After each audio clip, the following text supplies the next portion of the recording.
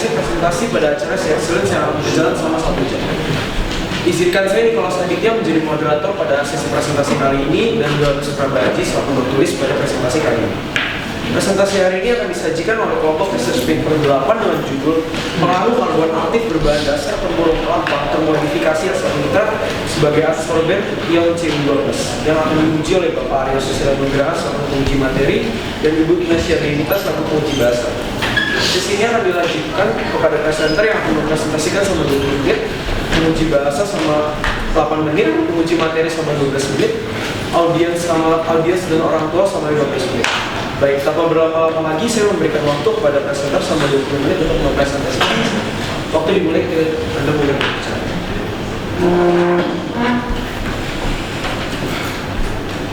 Selamat siang kepada Pak Arya dan Ms. Beta, serta teman-teman kandidat sekalian dan para hadirin. Sekarang kami dari kelompok 8 akan mempresentasikan hasil karya kami, yaitu pengaruh karbon aktif berbahan tempurung kelapa yang termodifikasi asam nitrat sebagai absorben ion CU12.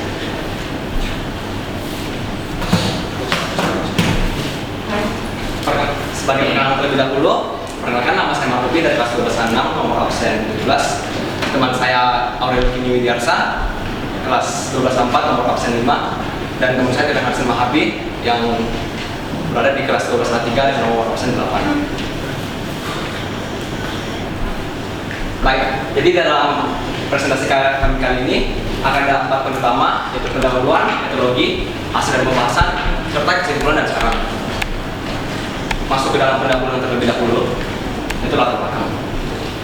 Polusi merupakan suatu permasalahan yang sudah dapat dikatakan permasalahan yang sangat hits di dunia sekarang ini. Karena polusi itu sendiri memiliki efek-efek samping yang dapat dikatakan berbahaya untuk kehidupan manusia atau bahkan makhluk hidup secara umumnya. Indonesia sebagai negara maritim tentunya mengalami polusi air yang lebih berat dibandingkan negara-negara lainnya. Karena Indonesia sendiri terdiri dari 62% ya air. Setelah kita melihat data-data yang ada di perairan Indonesia itu ternyata mengalami kasus polusi air yang sudah dikatakan sangat berat. Sungai Citarum, salah satu sungai yang terkenal di Indonesia, setelah kita melihat datanya, ternyata mengandung kandungan logam berat yang sangat besar. Dan ini merupakan hasil dari limbah pabrik dan hasil perumahan dan pemukiman sekitar. Polusi air yang dialami oleh pada Indonesia dan bahkan Sungai Citarum secara khususnya sudah sangat parah dan dilibatkan sebagai salah satu sungai terkotor yang ada di Indonesia. Kami yang ingin mencoba mencari solusi dari permasalahan ini pun menemukan solusi yaitu absorben. Jadi absorben akan kami buat dari tempurung pohon kelapa secara spesifik, lalu akan kami olah menjadi karbon aktif dan akan kami modifikasi dan akan kami bandingkan hasilnya seperti absorben yang sudah digunakan. Tujuan kami ini untuk meningkatkan kemampuan absorben itu sendiri dan kita berharap agar hasilnya itu menjadi lebih efektif dibandingkan absorben yang sudah bisa digunakan dan dapat membuat perairan Indonesia lebih aman. Dari latar belakang tersebut kami merumuskan 3 urusan masalah yang ingin kami bahas, yaitu bagaimana efektivitas karbon aktif yang termodifikasi asam nitrat dan yang tidak termodifikasi. Kami juga ingin mengetahui bagaimana efektivitas karbon aktif terhadap kontak dan bagaimana efektivitas karbon aktif terhadap permasalahan sendiri. Tujuan kami itu hanya untuk menjawab dari rumusan masalah tadi. Kami hanya membandingkan kemampuan absorben, kami hanya mengetahui pengaruh waktu kontak karbon dan mengetahui pengaruh masanya. Jadi masuk ke dalam dasar teori. Jadi apa itu karbon aktif? Karbon aktif itu bisa dikatakan sebagai suatu materi atau padatan yang memiliki kandungan karbon yang sangat tinggi hingga mencapai 85 hingga 95%. Dan struktur dari permukaan karbon aktif ini berbentuk pori-pori sehingga dapat digunakan sebagai absorben. Lanjut ke dalam permasalahan kedua, yaitu apa itu absorben? Absorben dari namanya saja itu sudah terdengar mirip seperti absorben. Bedanya absorben ini tuh hanya menyimpan partikel-partikel yang diserap di dalam permukaannya saja, tidak seperti absorben yang menyimpan di dalam permukaan dan di dalam dirinya sendiri. Dan setelah kita cari tahu, ternyata absorben ini memiliki efisiensi yang sangat tinggi hingga mencapai 300 hingga 3.500 meter persegi per gramnya. Untuk perbandingan, 3.500 meter persegi per gram itu secara proporsi itu mirip seperti 2 lapangan sepak bola, sehingga sangat besar. Lalu Karbon aktif ini akan ditingkatkan kemampuannya melalui proses aktivasi yang terdiri atas 2 tahap. Yang pertama adalah aktivasi fisik, dan yang kedua adalah aktivasi kimiawi. Aktivasi fisik itu bentuknya hanya dalam bentuk pemanasan saja. Jadi bahan dasarnya itu arak aktif akan dipanaskan pada suhu yang sangat tinggi, yaitu 600 hingga 900 derajat Celcius. Tujuannya itu simpel, hanya untuk menambah jumlah pori-pori yang terdapat di dalam karbon aktif itu sendiri. Lalu aktivasi kimiawi itu adalah pencampuran arak aktif karbon aktif yang sudah diaktivasi fisika, lalu kami tambahkan dan kami campurkan oleh asam atau basa kuat, sehingga hasilnya yang ingin kami capai itu meningkatkan kualitasnya secara umum, seperti daya tahan atau kemampuan absorben terhadap beberapa ion-ion tertentu. Lalu kenapa kami menggunakan tempurung kelapa sebagai bahan dasar? Karena selain tempurung kelapa itu banyak didapat di Indonesia, sehingga secara komersil sangat-sangat dapat digunakan. Yang kedua adalah karena tempurung kelapa itu mengandung material yang bernama lignoselulosa. Lignoselulosa ini sendiri terdiri atas 2 materi, yaitu selulosa dan hemiselulosa, yang merupakan polimer linear dari glukosa, sehingga mengandung karbon yang dengan jumlah yang sangat-sangat banyak. Selanjutnya akan dijelaskan oleh teman saya, Sirakarsan. Baik, kita akan masuk ke dalam metodologi. Untuk menguji sampel kami dan menjawab permasalahan masalah kami, kami membagi menjadi 2 tahap, yaitu tahap pembuatan sampel dan tahap pengujian sampel. Pembuatan sampel ini kami lakukan di laboratorium ETRIAL pada tanggal 18 Desember 2023 sampai dengan 23 Januari 2024. Kemudian apa saja alat dan bahan yang kami gunakan untuk pembuatan dan pengujian? Alat yang kami gunakan adalah arang batok kelapa sebagai sumber itu sendiri, kemudian ada natrium hidroksida atau NaOH, kemudian ada bubuk CuSO4 untuk pengujian, kemudian ada asam nitrat atau HNO3. Kemudian untuk alat ada alu dan mortar, ada pengayatan 200 mesh, ada neraca analitik, ada crucible, desidator, kemudian ada furnace atau tandur listrik, kemudian ada oven, kemudian ada alat penyaringan, dan serangkaian alat elektrolisis. Kemudian kita masuk ke variabel penelitian. Kelompok kami menggunakan metode kuantitatif eksperimental, di mana kami menggunakan data yang terukur oleh angka dan didapatkan melalui hasil eksperimen. Kami menggunakan variabel saat pengujian, di mana dibagi menjadi 3, yaitu ada variabel kontrol, variabel bebas, kemudian ada variabel terikat. Variabel kontrol adalah variabel yang disamaratakan, diberi perlakuan yang sama agar tidak mempengaruhi variabel yang lain, yaitu jumlah CuSO4 yang dilarutkan. Kemudian kita juga menggunakan volume air 500 ml. Kemudian ada variabel bebas, di mana kita beri perlakuan yang berbeda agar dapat mempengaruhi variabel terikat. Ada massa karbon aktif itu sendiri, waktu kontak karbon aktif dengan larutannya, kemudian ada modifikasi asam nitrat atau HNO3. Kemudian ada variabel terikat, di mana variabel yang terpengaruhi oleh variabel bebas, yaitu jumlah ion CO2+ yang terabsorpsi oleh karbon aktif. Kita masuk ke tahap yang pertama, yaitu pembuatan sampel. Pertama-tama kami membeli arang batok kelapa di pasar yang masih dalam bentuk luas dan masih besar-besar. Kemudian untuk meningkatkan luas permukaannya, kami menumbuknya hingga halus menggunakan alu dan mortar. Kemudian setelah menumbuk dengan halus, kami pun mengayaknya dengan ayakan 200 mesh agar memastikan bahwa yang sudah kami tumbuk itu halus dan kecil dan siap untuk dilakukan proses selanjutnya. Proses selanjutnya adalah proses aktivasi secara fisik, di mana kami menggunakan furnace atau oven, furnace atau tandur listrik dengan suhu 600 derajat Celcius selama kira-kira 4 jam. Kemudian setelah kita masukkan ke dalam furnace, kami diamkan terlebih dahulu di dalam desikator selama kira-kira 2 jam. Kemudian setelah sampel ini didiamkan selama 2 jam dan didinginkan, kami pun melakukan proses selanjutnya, yaitu proses aktivasi secara kimiawi. Kami melarutkan NaOH atau natrium hidroksida ke dalam karbon aktif sehingga berbentuk campuran yang sedikit kental dengan perbandingan massa 1:3, yaitu 1 untuk karbon aktif dan 3 untuk massa NaOH itu sendiri. Kemudian campuran yang tadi itu kami diamkan di laboratorium ETRIAL selama kira-kira 18 jam. Kemudian kami mencampurkannya dengan aquades sehingga yang tadinya pH-nya basah menjadi pH-nya netral kembali, yaitu pH-nya 7. Kemudian kami pun menyaringnya dan kita masukkan ke dalam, ini adalah dari oven yang kami masukkan dengan suhu 105 derajat selama kira-kira 2 jam untuk mengeringkan campuran. Kemudian bisa dilihat hasil penyaringannya, kami melakukannya dalam beberapa batch. Kemudian setelah kita menyaring karbon aktif dari campurannya, kami pun mulai proses berikutnya, yaitu proses modifikasi sampel dari karbon aktif itu sendiri sesuai dengan judul dan rumusan masalah kami. Itu kami melarutkan HNO3 ke dalam karbon aktif kembali dengan perbandingan massa 1/4, 1 untuk karbon aktif dan 4 untuk asam nitrat atau HNO3. Campuran ini pun didiamkan di laboratorium I3L selama kira-kira 18 jam.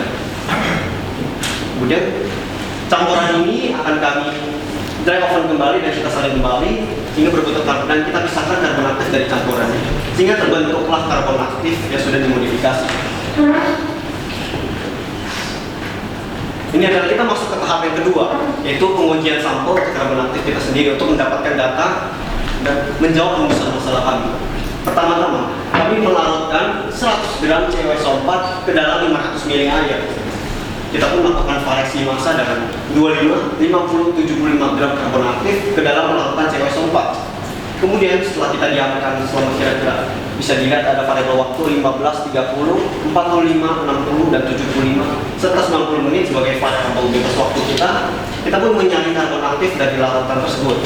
Kemudian kita pun melakukan proses elektrolisis ion CO2+, dan kita pun mengukur berat elektroda sebelum dan setelah.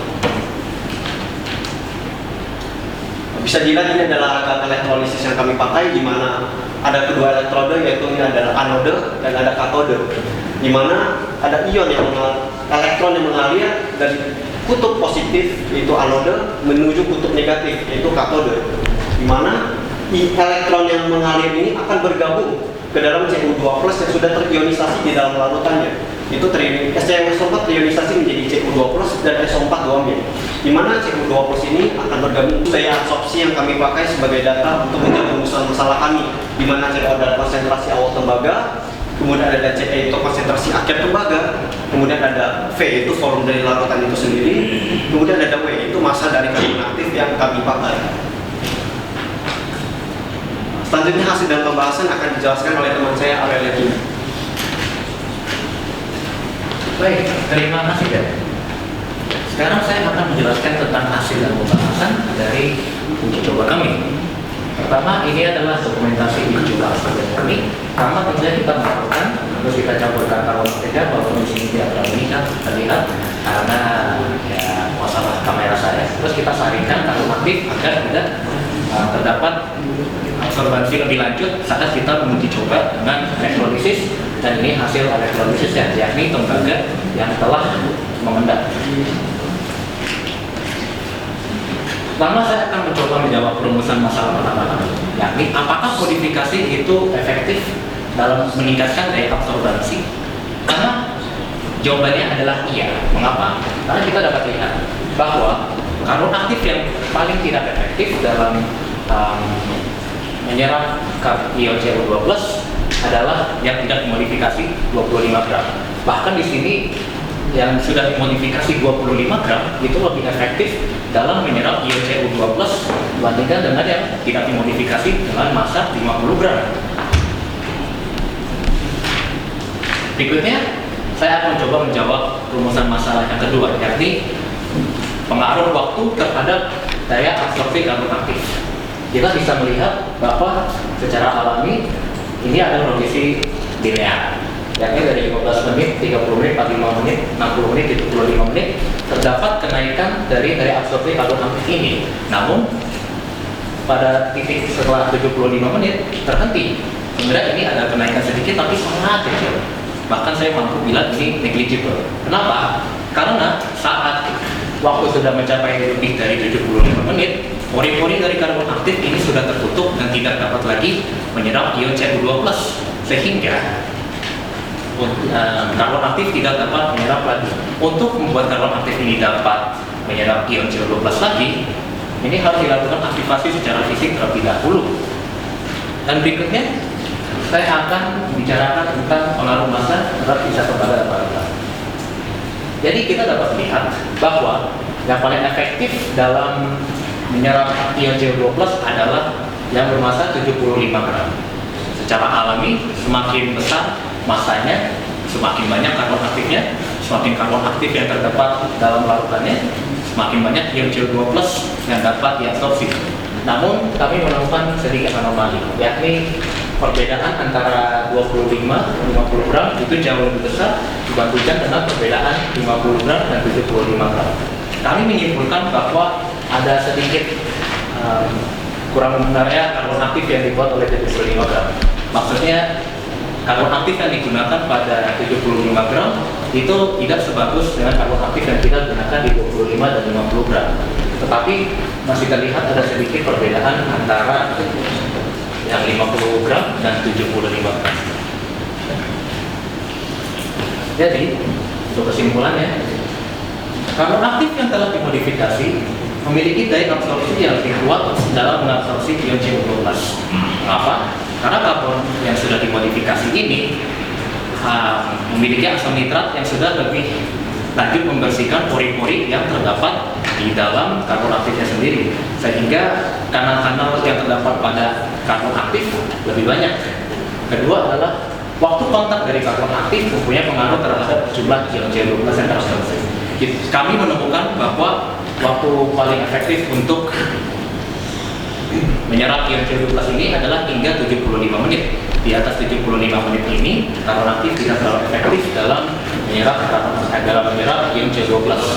Ketiga, massa mempengaruhi jumlah ion CO2+ tidak terserap karena semakin banyak karbon aktif yang terdapat di dalam larutan itu, maka lebih banyak juga jumlah ion CO2+ yang diserap. Berikutnya adalah syarat. Pertama, kami ingin menjelaskan tentang variasi massa HNO3. Bagi adik-adik kelas kami yang ingin meneliti hal yang serupa, kami menyarankan untuk variasi massa HNO3. Tapi ingat, kami menemukan bahwa jika variasi massa HNO3 terlalu berat, misalnya kami menggunakan 1:4, tapi kami menemukan bahwa jika kami menggunakan seperti yang 1:7, karbon aktif itu akan rusak secara total karena pori-porinya menjadi terlalu besar untuk dapat menyerap apapun. Kedua adalah penggunaan alat SRK. SRK sendiri itu berfungsi untuk mengukur daya absorbansi dalam suatu cairan. Mengapa kita menggunakan alat ini? Pertama, alat ini harganya kira-kira 1 mobil Innova. Dan kedua, kami tidak mendapatkan izin dari universitas manapun untuk meminjam alat ini. Ini adalah daftar pustaka kami. Sekian dari kami dan terima kasih.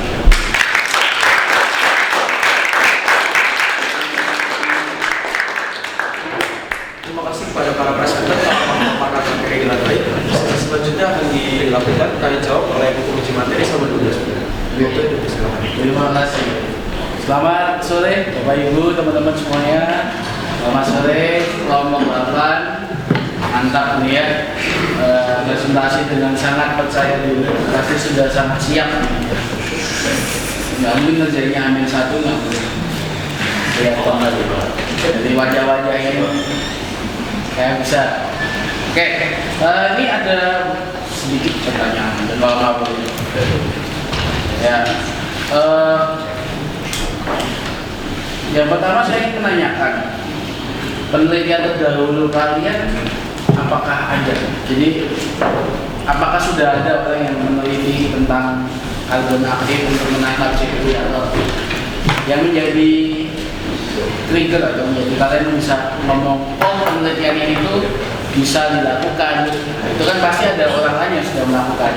Coba, apakah ada? Baik, saya akan menjawab pertanyaan itu. Pertama, ada tentunya penelitian yang serupa tentang penggunaan karbon aktif untuk penyerapan ion CO2+. Tapi kami tidak menemukan yang benar yang dimodifikasi dengan HNO3 sendiri.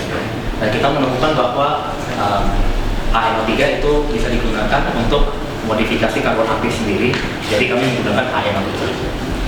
Oke, jadi sudah ada bahwa tempurung kelapa itu bagus buat karbon aktif ya kan, dan HNO3 itu bagus juga ya. Oke, pertanyaan kedua, bagaimana tim Anda memastikan bahwa CO yang kalian timbang itu udah semua? Kan CO-nya dilakukan, CO dilakukan di larutan, konsentrasi sama semua, berapa lama konsentrasi?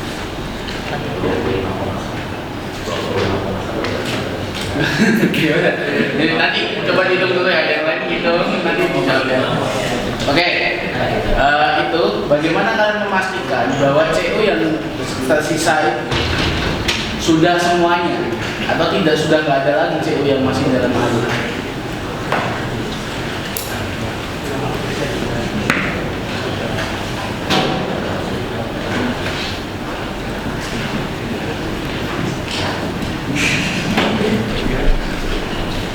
Oke, baik, saya akan menjawab. Jadi pertama kami menghitung dulu berat COSO4 menggunakan rumus, yakni AR dari CO itu dibagi dengan COSO4 pentahidrat, dan itu kami menemukan bahwa dalam 100 gram COSO4 itu mengandung 25,1 gram ion CO. Dan berikutnya kami juga melakukan elektrolisis 100 gram COSO4 terlebih dahulu berapa kali, dan kami menemukan rata-ratanya sebenarnya lebih dari 25,0,8an sih. Jadi kami jadi mendekati dengan hitungan teoritis yang kalian buat, betul ya? mendekati. Oke, lalu pertanyaannya adalah mengapa nggak menggunakan pengendapan aja? Kan lebih sederhana. Pengendapan aja. Kan CO itu kan kalau ketemu sama HCl jadi apa? COCl2 itu endapan putih.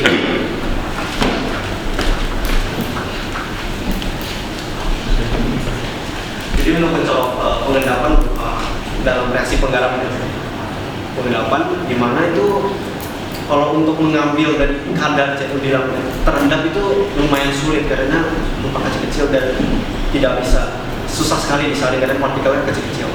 Itu dalam jumlah yang sedikit. Sudah dibimbing, Udah bisa disaring nanti enggak ya. hasil. Oke, untuk elektrolisis berapa menit tadi? Jangan. Berapa menit? Tadi ada 6 kali, 15, 30. Elektrolisisnya Elektrolitisnya waktunya saya nggak hitung, pokoknya saya hanya hitung sampai habis saja. Nah itu untuk memastikan semuanya habis gimana? Ya sampel kalian kan ada banyak ya. Saya kan itu disamakan loh.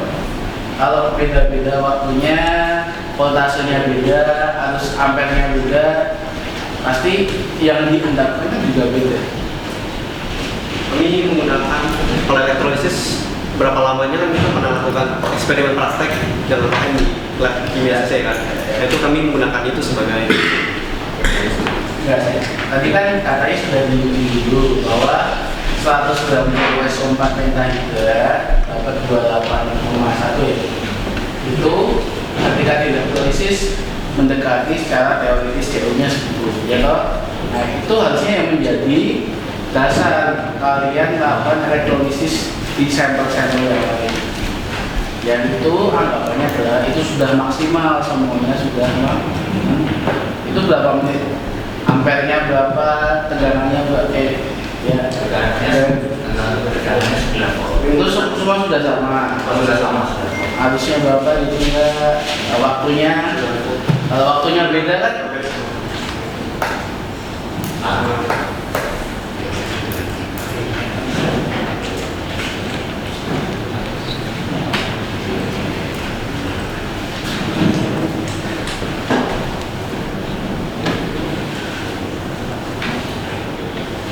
Jadi karena ini percobaan jadi ada terdapat sedikit perbedaan waktu.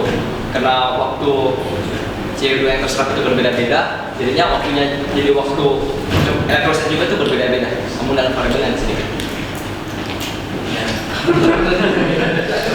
Baik, dimasukkan aja untuk kalian bahwa ketika melakukan pengujian cara pengujian, metode pengujiannya itu harus sama, gitu ya, kondisinya sama, harus sama. Jangan sampai pengujian yang berbeda itu nanti menghasilkan hasil yang beda. Contohnya ini deh, ulangan kalian soalnya sama semua kan? Nah, mungkin yang satu soalnya 5, yang satu soalnya 3 gitu kan? Nah, kalau soalnya beda-beda nanti nilainya beda-beda, nggak valid nilainya. Oke, bentar saya cek ada. Tadi berapa molaritas? Molaritas itu sekitar 0,86. Tapi fokusnya lebih ke masanya jadi ya, Fokus ke masa. Oke. Sayang sekali tadi tabel batang tadi, grafik batang tadi nggak ada di jurnal ya. Iya, tidak ada. Ini ya saya baru membuatkan ini hanya untuk memperjelas tentang rumusan masalah kita. Yang video ini. Nah, bagus itu harusnya ada di sini. Iya. Nanti ditambahkan ya. Kalau dikatakan tadi untuk memperjelas audiens kan kalau data terlalu ribet bingung juga. Oke. Pertanyaan satu sebelum terakhir. Masih ada. Oke, dari segi kos gimana? Kan kalian pakai NaOH, pakai HNO3, ya kan pemanasannya 600-800 derajat, itu semuanya ekspensif loh. Padahal karbon aktif itu kan biasanya orang pakai buat apa penyaring air dengan chip ya, dengan murah. Sekali ini yang bisa hanya saya bisa jawab ini karena saya beli semua. Beli semua bahan. Jadi total akhir ini adalah sekitar 180 ribu lah. Karena pertama HNO3 20.000 Aramatok. Nah, kecuali ini dia beli Aramatok lama harganya berapa? 30.000. Banyak sih dapatnya. Ya, Banyak dapat 5 kilo gitu. yang kalian introduksi berapa? Kalau produksi sekitar setengah kilo. Karena kami tidak kuat untuk menumpuk semuanya 5 kilo itu terlalu berat untuk kami. Karena butuh waktu yang sangat lama. Kami telah menghabiskan sekitar berapa jam? 5 jam hanya untuk menumpukan sekitar 200 gram. Nggak pakai blender gitu? Rusak gitu. Oke, baik. Ya, tapi kan itu tidak memasukkan ongkos pemanasan, itu kan kalian nggak membayar listriknya kan? Pemanasan 800 derajat itu kan 800 derajat kan pemanasan 600 derajat selama 4 jam. 600 derajat 4 jam, kamu pakai setrika itu udah berapa? Setrikanya cuma 100. Ya itu mungkin kalau penelitian ini mau dimasalkan, apakah dia cost efektif dengan kelebihan yang dia dapatkan. Oke, terakhir dari segala macam dinamika kalian dalam eksperimen kimia, saya pengen dengar satu-satu refleksi kalian saat melakukan uji coba kimia, saat di lab kimia. Ada yang pecahin alat nggak gitu? Oh enggak ya?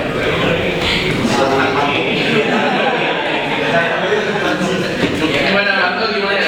Si saya itu ya untuk berkala tuh harus lebih hati-hati karena waktu pencampuran dengan HNO3 itu saya kayak nggak lebih fokus. Saya kan menggunakan glove ya. Terus waktu saya coba lepas saya perlu lepas satunya.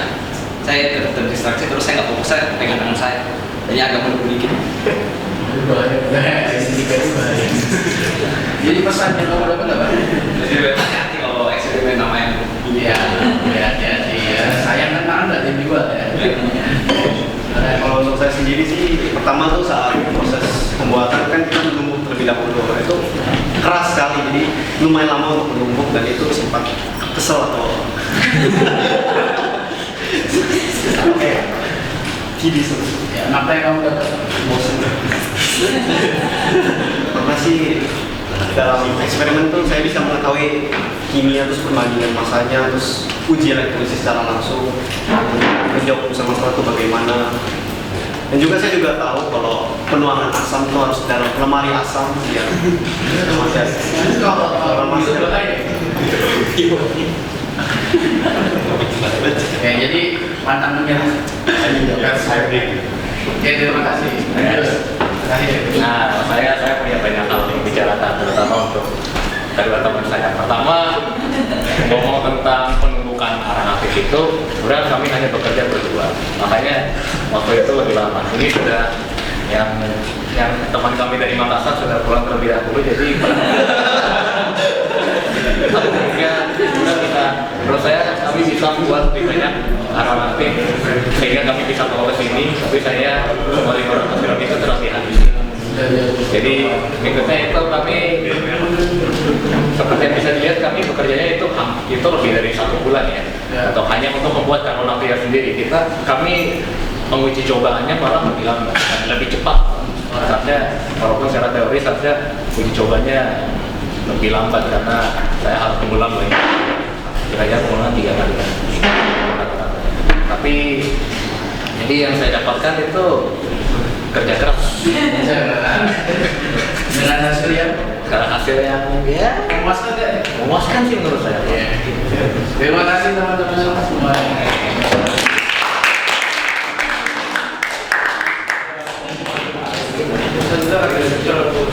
Iya. Oke, terima kasih Anda. Selamat siang teman-teman penyaji materi, luar biasa penelitiannya sudah mengeluarkan effort yang sangat tinggi ya untuk menyelesaikan RP ini. Bapak Ibu terima kasih sudah hadir, selamat siang. Iya, ada beberapa hal yang mau saya konfirmasi saja. Relatif aman papernya kalau saya lihat dari segi pembahasan. Tapi ada beberapa hal yang memang harus diperbaiki sedikit ya, apa ya. Oke, mungkin dari judul dulu ya.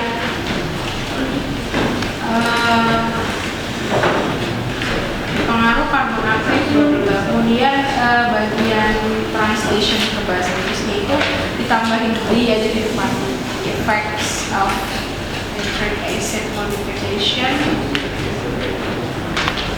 of activated carbon rate modifikasi asam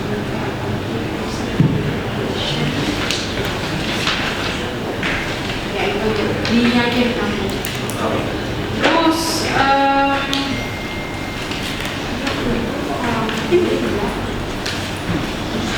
halaman kedua, abstrak bahasa Indonesia, kalimat terakhir halaman pertama itu kan ada kalimat terakhir, hasil penelitian menunjukkan karbon aktif termodifikasi asam nitrat dapat meningkatkan menyerap ion. Harusnya meningkatkan apa itu? Meningkatkan. Kalau kita pakai kata serap, jadi apa? Ini kan menyerap kan kurang tepat. Jadi apa? Meningkatkan penyerapan. Ya, jadi dibuat ke noun kata bundanya. Kemudian yang saya mau tanyakan juga, ini sebetulnya adsorpsi itu pakai P atau pakai B? P harusnya. Oke, karena saya lihat di sini ada beberapa yang tidak konsisten, ada yang pakai P, ada yang pakai B. Bener yang mana? Adsorpsi atau adsorpsi gitu ya. Gitu. Nah, untuk abstrak bahasa Inggris di bagian itu kalian sambil buka paper kan? Baris ke-6 dari bawah tuh sama nggak? The research results show that nitric acid modified bla bla bla. Udah ketemu? Nah, the research results itu diganti saja. Jadi apa? This study shows that, nah itu udah ketahuan, itu pasti ngomongin result gitu ya. Study itu maksudnya kan satu penelitian ini dia hasilnya apa, menunjukkan apa, so ya udah tinggal ganti the study shows that gitu. Terus ada lagi yang mau saya tanyakan di halaman yang sama dengan abstrak bahasa Inggris, pendahuluan kalimat ketiga. Namun, mayoritas dari air tersebut tidak bisa digunakan untuk keperluan masyarakat yang tidak memeluk profesi sebagai nelayan. Itu maksudnya apa ya? Air tidak bisa digunakan, mayoritas dari air tidak bisa digunakan untuk keperluan masyarakat yang tidak memeluk profesi sebagai nelayan. Maksudnya gimana? Maksudnya kau ingin ngomong apa di sini? Tidak bisa dikonsumsi. Jadi konsumsi itu diminum apa gimana? Nelayan juga nggak konsumsi air. Gimana kira ini maksudnya mau bicara apa? Karena maksudnya tuh nelayan itu kan bisa jadi air itu metode transportasinya aja. Jadi tidak kan tuh selama intinya tuh air itu tidak bisa digunakan dikonsumsi, tidak bisa dipakai untuk kayak misalkan cuci piring, mandi, minum. Tetapi kita bilang keperluan lain itu ya karena bisa jadi alat transportasi bisa, karena nggak menyentuh konsumsi jadi gitu. Oke, berarti ini harus diformulasi lagi kalimat. Mayoritas dari air tersebut itu juga gimana menghitung mayoritas air? Kamu literin satu-satu di laut apa gimana?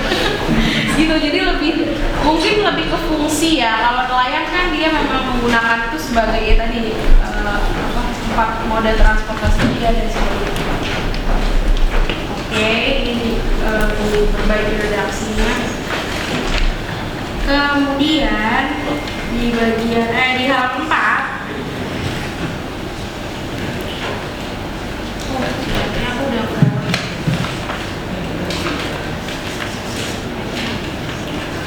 ini loh halaman 4. Oke, halaman 3 dulu ya. Halaman 3, paragraf kedua sebelah kiri, kolom sebelah kiri. Air yang terdampak oleh polusi membawa banyak masalah, entah kepada manusia, entah kepada lingkungan. Nah, kalau misalnya kamu diminta merumuskan tentang kalimat ini untuk makna yang seperti ini. Air yang terdampak oleh polusi membawa banyak masalah, baik kepada manusia maupun lingkungan. Membawa masalah kepada atau membawa masalah kepada atau bagi nih. Air yang terdampak polusi atau air yang tercemar itu aja kan udah jadi polusi kan kalau tercemar ya. Tuh, jadi nggak usah terlalu wordy atau banyak kata-kata. Air yang tercemar membawa masalah baik bagi manusia maupun lingkungan. Halaman 4 sekarang.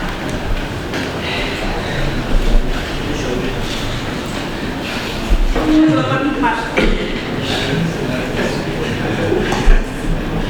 Nah, ini juga sama, ada entah-entah lagi di sini. Ini maksudnya entah tuh gimana nih? Nggak ngerti ya gimana, jadi entahlah gitu ya. Jadi ngomong entah itu berpasangan dengan entah dalam pelajaran PPM untuk masuk ke TPK, jadi kami menggunakan itu. Jadi ini selalu sering banget nih ya, kayak kelompok ini sering mengentah-entah ya. Banyak entah-entah ini. Itu di formulasi yang paling terakhir kalimat kolom kiri alasan lain tempurung kelapa bla bla bla, itu panjang sekali kalimatnya. Sepertinya ini bisa dipecah menjadi beberapa kalimat. Dan entahnya ini coba diganti. Nah, halaman 5. Nah, kamu tahu kan penggunaan di mana dalam bahasa Indonesia itu berbeda dengan di bahasa Inggris. Seperti kita pakai which atau apa itu di bahasa Inggris bisa. Tapi kalau di bahasa Indonesia di mana itu hanya kata tanya, untuk nanya. Untuk nanya doang nih, kayak di mana rumahmu, di mana sekolahmu, seperti itu. Tapi bukan sebagai kata penghubung, bukan berfungsi sebagai penyatu dua kalimat seperti pada relative clause yang kita pakai which di situ. Ini tidak bisa diaplikasikan, ya. Jadi caranya gimana supaya nggak pakai di mana? Itu yang bagian arang ditumbuk, kemudian arang diletakkan pada dua possible itu. Nah, ini caranya gimana supaya tidak harus pakai kata di mana? Apa yang harus dilakukan untuk menghilangkan itu sebagai conjunction atau sebagai kata penghubung?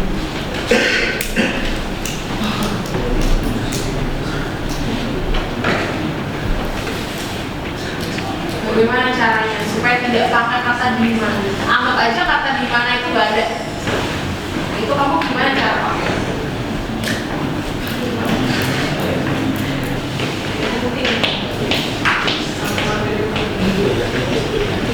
Oke, yakni. Yakni. Yakni salah satu karbon pada plausible. Bukan pakai yakni, tapi pakai apa? Dipecah kalimatnya, bikin aja jadi 2 kalimat. Gitu. Dititik dulu di tengah, baru dilanjutkan. Sehingga di mana ini kita nggak pakai sebagai conjunction. Oke, terus apa lagi? Halaman 7 itu ada kalimat yang tidak ada subjeknya. Tiba-tiba dimulai dengan antaranya adalah, nah itu maksudnya antaranya. Itu nanti kamu ganti aja, kamu benerin, kamu perbaiki. Terus kata dikarenakan itu tidak baku. Jadi dikarenakan bisa diganti dengan apa? Karena, atau kalau mau pakai disebabkan oleh, ya, disebabkan karena itu juga boleh. Tapi kalau dikarenakan itu tidak baku. Tidak ada di KBBI. Coba aja kamu cari. Iya. Oke, terima kasih penelitiannya luar biasa, guys. Itu aja dari saya.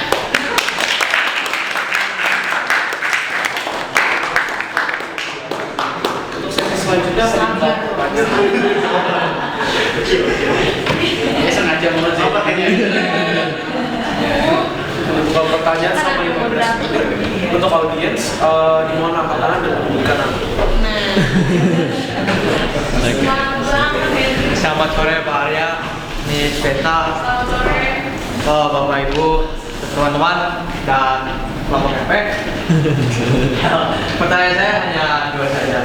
Itu yang pertama, mungkin bertahun. Yang pertama yaitu, kalau kalian tuh sering menyebut kayak apa, kayak mesh itu apa? Ya kayak tadi di metodologi penelitian Indonesia. Nah yang kedua, kalau saya merasa ini penelitian ini agak sedikit kayak dipercepat gitu ya. Soalnya saya merasa ini kayak apakah ada pengulangan kayak gitu dalam penelitian ini? Ada yang berapa? Dan ini ada pengulangan, kami hanya menggunakan rata-rata dari masa yang kami dapatkan. Jadi sebenarnya kami gunakan ini sebagai perbandingan. Terutama jika dikatakan ini dipercepat, saya kurang yakin. Sama. Pengulangannya berarti 3 kali gitu ya? Oh, ini Jadi hanya masnya Itu alamat aja. 200 itu lebih ke ukuran partikel yang kita bisa seperti itu. ukuran kita gunakan. Jadi kayak data-data ini udah langsung dia rata-rata. Ya. Masih. Sorry, tadi namanya siapa? Henry. 12 berapa? Saat 3 bisa 15. Baik, selamat pagi. Sekarang ada Ibu. Boleh nggak coba uji absorpsi apa?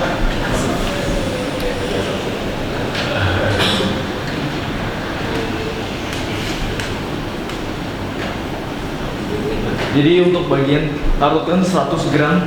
Jadi kan sebenarnya sebelum penelitian kan kalian harus menentukan mau takarannya apa. Jadi bagaimana kalian menentukan 100 gram 500 ml kenapa kayak 200 atau 300. Jadi bagaimana kalian bisa menentukan itu? Terima kasih. Sorry, namanya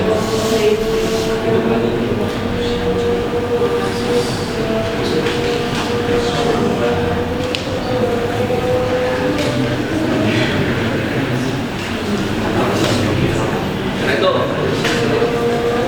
ini bisa dikatakan sebagai standarnya. Dan dalam 100 gram itu sudah ada 25% gramnya ini. Sesuai standar. Oke, coba saya memperjelas sedikit jawabannya kopi. Sebenarnya kami menggunakan 100 gram itu karena kami melakukan bimbingan dengan Bu Endang. Kami awalnya pakai lebih kecil lagi. Kami ingin menggunakan ukuran parts per million, berarti bagian per juta. Dan itu jumlahnya sangat kecil. Bu Endang itu menyarankan kami Jadi kami gunakan ukuran 100 gram. Jadi karena biar pas gitu, nggak terlalu besar, nggak terlalu Ya, kecil. terlalu kecil. Ini ada pasir ukur. Iya. Oh, baik. Apakah ada pertanyaan lagi? Oh, iya. Iya.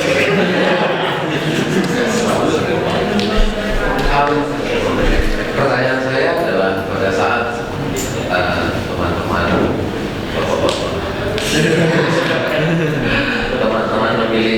memilih materi karbon ini, apakah dipelajari juga opsi-opsi lainnya sumber dari karbon, Yang spontan ya. batok kelapa. Baik, batok kelapa itu nilai ekonomisnya sangat tinggi. Jadi untuk melakukan apa namanya penanganan limbah dengan menggunakan batok kelapa ini, biayanya tadi sempat disinggung juga akan menjadi tinggi. Apakah sempat dipikirkan opsi lain selain batok kelapa? Karena batok kelapa ini sekarang trennya adalah biomass untuk menggantikan sebagai energi terbarukan. Kemudian Sebenarnya ya, sebenarnya kalau bisa dijawab tuh sebenarnya tuh semua bahan organik yang ada karbonnya itu sebenarnya bisa digunakan.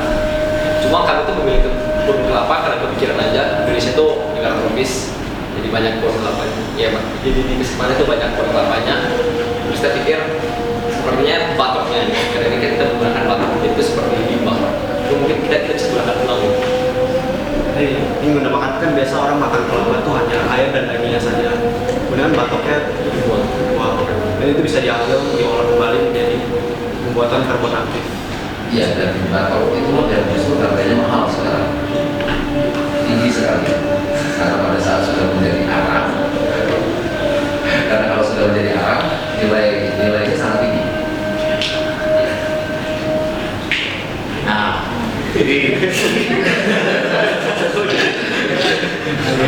jadi sebenarnya gagasan awal kami itu kami ingin menggunakan dari awal banget, jadi kami ingin mengolah batok kelapa menjadi arang aktif terlebih dahulu. Tapi kami memikirkan bahwa jika kami melakukan itu, kegiatan ini harus dimulai dari Oktober ya. Karena pertama kami harus menemukan tempat untuk melakukan karbonisasi. Terus kami harus lakukan pembakaran karbonisasi terlebih dahulu dalam suatu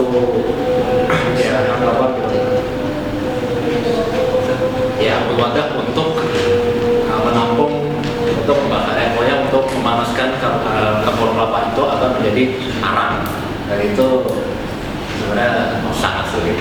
Jadi kami hanya membeli hal yang sudah siap, yakni arang. Kan juga arang itu juga arang yang terbuat dari kebun kelapa pun kan juga tidak hanya digunakan untuk karbon aktif saja, tapi juga bisa digunakan untuk masak. Nah itu tapi menghasilkan polusi darat, dan itu sudah dibahas dalam presentasi kami itu ya. Itu termasuk permasalahan masalah kami. Apakah ada pertanyaan lagi? Oh, iya. Oh, Oke, fokus kamera. Terus gimana nyetingnya? Oh enggak, biasa. Oke, nama saya Gideon dari kelas 11 orang 11. Saya memberikan 2 pertanyaan. Ini batoknya sendiri ini pakai dari kelapa lah, jenis kelapanya. Nah maksudnya apakah maksudnya jenis kelapanya itu apakah bisa aja tuh batok dari jenis kelapa itu terhadap efeknya ini tuh beda-beda. Bisa ada yang lebih efektif, bisa ada yang kurang efektif. Itu yang pertama. Yang kedua, usia dari batoknya itu tua atau muda? Dan usia batoknya sendiri itu batoknya udah kelapa tua atau kelapa muda? Apakah ada efeknya, perbedaan dari antara keduanya? Sekian.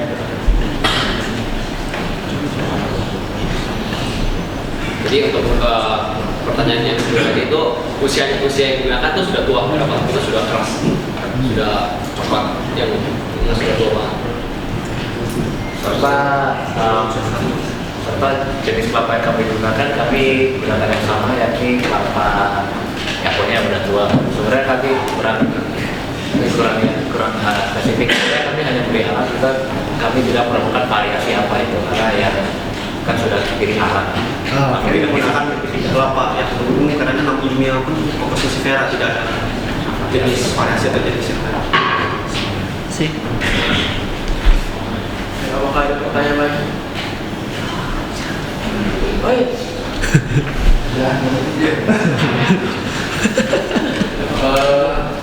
Saya lihat memang cukup luar biasa sekali ya. Itu kalau ingin tanya aja yang poin nomor 5 itu kan variabelnya dia pakai varian memakai waktu gitu kan, waktu untuk perendaman gitu kan. Nah, apakah ada juga divariasi juga untuk besaran partikelnya, ukuran meshnya? Karena sebetulnya kalau karbon aktif ini ya sebenarnya dia kan terutama itu dia cara bekerjanya kan dari luasan kanal-kanal dan setiap partikel itu kan. Jadi kalau dikombinasi meshnya itu mungkin akan kelihatan grafiknya. Oke, bisa saya jawab? Kami kan penelitian ini sebenarnya waktunya tidak banyak dan cukup singkat. Tinggal untuk variasi, misalnya menambah variasi untuk 100 mesh atau 200 mesh, kami mengambil 200 mesh karena itu cukup umum dan tidak terlalu kecil seperti 100 mesh. Kemudian ada misalnya variasi 100, 200 maupun 300. Kemudian kita juga variasikan waktu dan juga variasikan massa.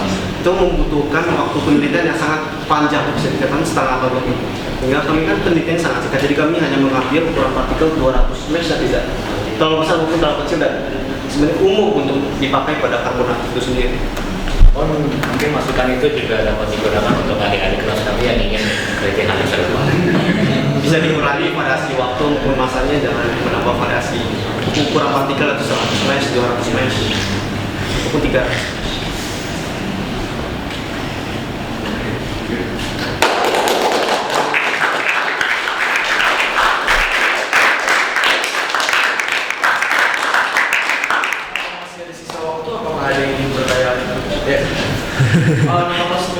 Perkenalkan, nama saya Jefferson Evan Manadi dari kelas IPA 1 absen 18. Saya ingin menanyakan ke Kak Marco, Kak Deran, dan Kak Ki.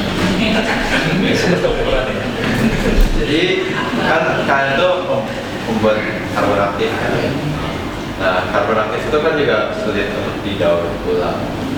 Menurut kalian itu karbon aktif yang kalian bikin itu ketika selesai dipakai itu ada potensi nggak untuk terkontaminasi dan menyebabkan potensi kontaminasi dan menyebabkan masalah lagi ke lingkungan, contohnya kayak menjadi limbah atau. Jadi untuk menjawab secara singkat, sebenarnya untuk penggunaan ulang atau recycle-nya itu bergantung kepada apa yang diserap. Kalau misalkan yang diserap itu dapat dihilangkan, seperti misalkan yang diserap itu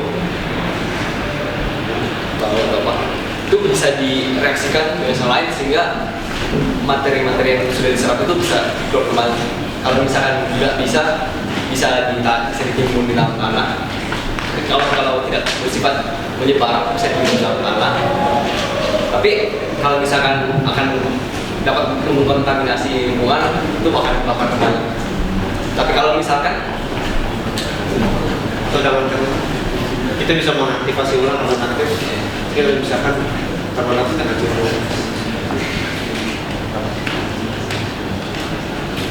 Tapi kalau misalnya dibuang gitu, misalnya udah nggak dipakai lagi, itu kalian cara ini kan tadi saya udah dibakar, itu kan yang menyebabkan polusi lagi atau kita bakar? Bukan dibakar, diaktifasi secara fisik. Aktivasi secara fisik itu tidak dimasukkan yang kedua. Kita menggunakan teknologi kaki. Baik, terima kasih.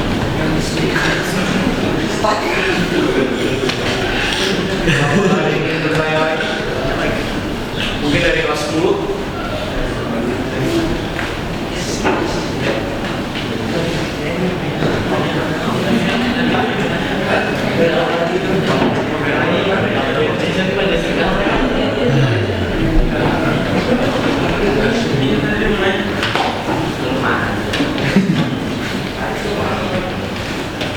Baik, jika tidak ada, kita telah tiba di penghujung acara. Kita berikan sekali lagi apresiasi.